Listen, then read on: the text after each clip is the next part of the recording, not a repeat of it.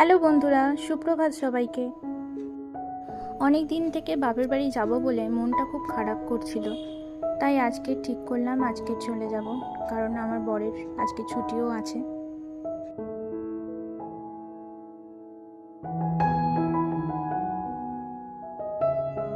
আকাশে অনেক মেঘও করেছে, কিছুক্ষণ ছাড়া ছাড়া বৃষ্টি নেমে আসছে, তাই ঠিক করলাম তাড়াতাড়ি আজকে বেরিয়ে পড়ব।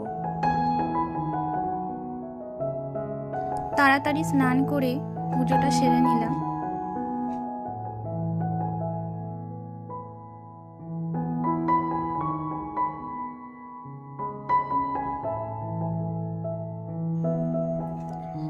ব্যাগপত্র সমস্ত কিছু গোছানো হয়ে গেছে, আমিও রেডি হয়ে নিলাম।